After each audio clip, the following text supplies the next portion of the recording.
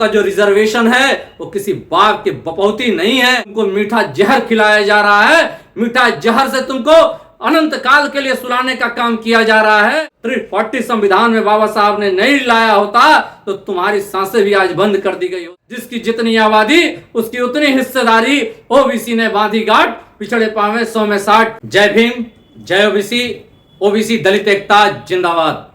साथियों, जैसा कि आप जानते हैं कि ओबीसी आर्मी लगातार ओबीसी समाज के हक हकूक के लिए अपनी आवाज बुलंद कर रही है और दलित और पिछड़ी एकता के लिए भी काम कर रही है। और खासकर जो पिछड़ी जातियां हैं, जो अलग थलग पड़ी हुई हैं, आपस में लड़ने का काम कर रही हैं, आपस में बटी हुई हैं, उनको भी एक करने का काम कर रही है ओबीसी आर्मी। और लगातार जन जागरूकता अभियानों के माध्यम से गांव गांव घर जा करके हम लोग दस्तक देने का काम कर रहे हैं और छोटे छोटे ग्रुपों में लोगों को, दलित समाज के लोगों को, पिछड़े समाज के लोगों को समझाने और जागरूक करने का भी काम हमारे पदाधिकारी और कार्यकर्ता लगातार कर रहे हैं। साथियों, जैसा कि ओबीसी आर्मी का जो मुख्य उद्देश्य है कि जाति जनगणना देश में किसी भी कीमत पर कराई जाए, जिसके लिए ओबीसी आर्मी ही कोर्ट में गई और लड़ रही है, लड़ने का काम कर रही है। उसके अलावा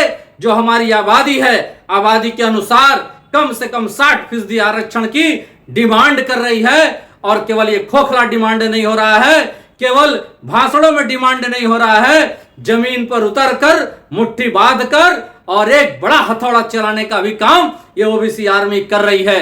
साथियों, हम बताना चाहते हैं, बाबा साहब भीमराव अंबेडकर ने जो हमारे लिए, हम ओबीसी समाज के लिए काम किया है, कहीं ना कहीं ओबीसी समाज आज उसको नजरअंदाज कर रहा है। जो बाबा साहब अंबेडकर ने ओबीसी समाज के लिए बलिदान दिया है, वो तो ओबीसी समाज जानता ही नहीं कि बाबा साहब भीमराव अंबेडकर ने कितनी बड़ी कुर्बानी दी ओबीसी समाज के हक और अधिकारों के लिए।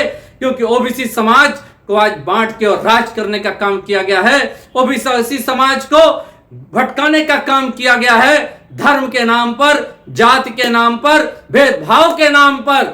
मगर ओबीसी समाज के लोगों, यह जान लो, तुम्हारे खिलाफ बहुत बड़ा षड्यंत्र रचा जा रहा है। और ये षड्यंत्र कहां से रचा जा रहा है, तुमको इसे अंदाजा भी नहीं। तुमको मीठा जहर खिलाया जा रहा है, मीठा जहर से तुमको अनंत काल के लिए सुलाने का काम किया जा रहा है। हे मेरे ओबीसी भाइयों, जागो। दलित भाई तो हमारे साथ मजबूती के साथ कंधे से कंधा मिलाकर खड़े हुए हैं। बाबा साहब के बलिदान को याद करो। अगर आर्टिकल 340 संविधान में बाबा साहब ने नहीं लाया होता तो तुम्हारी सांसें भी आज बंद कर दी गई होती। आप तुम सोच लो कि क्या आबादी के अनुसार तुम्हारा रिप्रेजेंटेशन कितना है, ऊंट के मुंह में जीरा है। इसी नाते जो हम लोग अपना अभियान चला रहे हैं, जिसकी जितनी आबादी उसकी उतनी हिस्सेदारी ओबीसी ने बांधी गांठ, पिछड़े पावे 100 में 60। साथियों, एक बात तुम जान लो कि किस तरीके से आपको आगे बढ़ना है। इसीलिए नई ओबीसी क्रांति की एक हम लोगों ने संकल्पना की है और यह नई ओबीसी क्रांति चौरी चौरा की ऐतिहासिक क्रांतिकारी धरती से शुरू होने जा रही है 8 अक्टूबर को। यह वही चौरी चौरा की क्रांतिकारी धरती है जहां पिछड़ों और दलितों का ऐतिहासिक आंदोलन हुआ था, क्रांति हुई थी, जो विश्व विख्यात है। तो है मेरे ओबीसी समाज के लोगों, आपका जो रिजर्वेशन है वो किसी बाघ के बपौती नहीं है। जो आपका आरक्षण है किसी का जागीर नहीं है। जो आपका आरक्षण है, हजारों हजार साल से जो आपने वेदना और आपका हक अधिकार मारा गया था, और जो मिट्टी भर लोगों ने 100% आरक्षण लेकर के आपके ऊपर आज भी राज कर रहे हैं, यह वह वेदना है। और आज रिजर्वेशन आपका राइट्स है, आपका सम्मान है। अब उसको जाने मत दो। तो हमारा या आप सभी से आग्रह है कि 8 अक्टूबर को चौरी चौरा की धरती पर आप लोग जरूर पहुंचो और नई ओबीसी क्रांति चौरी चौरा 2023 को इतिहास में अमर बना दो। जय ओबीसी, जय भीम।